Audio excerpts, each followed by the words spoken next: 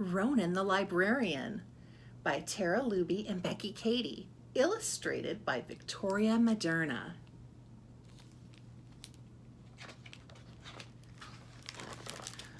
Ronan was a mighty barbarian. He invaded, he raided, and back home he traded. Ronan was legendary for finding the best pillage, gold, jewelry, weapons, and tools.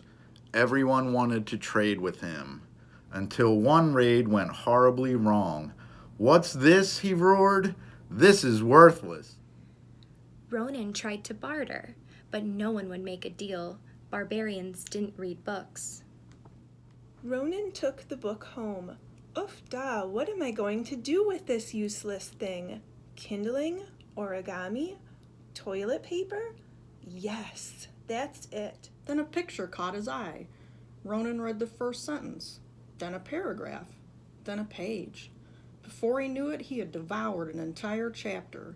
He read until the moon was high in the sky. The next day, Ronan didn't meet the raiding party. "He must have overslept," said Chrome. "Let's go wake him." "Ronan, you Dunga, what are you doing?" asked Gunner. "I'm reading," said Ronan. "This book is epic. Do you want to borrow it?"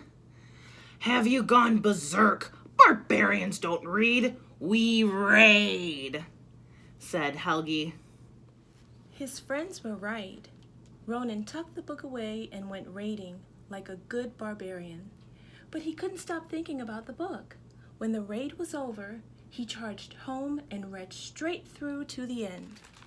Ronan was hooked. He needed a new book. So he invaded and raided and read. He invaded and raided and read. He invaded and raided and read. Ronan came up with a solution to tame the beast. He built a library. He even threw a grand opening celebration. But barbarians do not read books. Chrome judged the books by their covers. Too sparkly, too kissy, too wimpy. Gunnar valued brawn over brains. Reading doesn't have a point. Spears have points. Helga was too busy to read. How could Ronan get his people to see that books were treasures? "Oof da, I must conquer my own village," he declared. He picked up his book, held it high, and began to read aloud. The troll roared as Odin snatched the urn of Ankar and raced to his ship. The crew rowed out to sea when out of the depths rose the terrifying kraken. Odin held on to the urn for dear life as he drew his sword.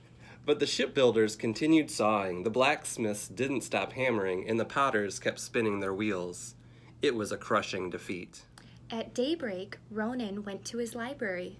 Oof da, I've been invaded.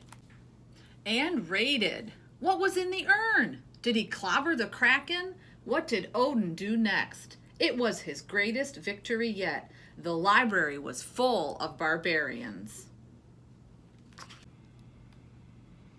Ronan quickly laid down the law. He issued library cards. He recommended books. And he read to the younglings. It turns out barbarians do read books.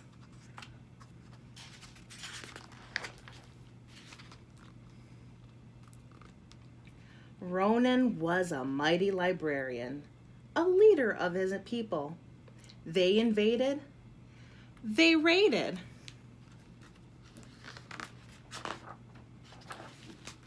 They read. The end.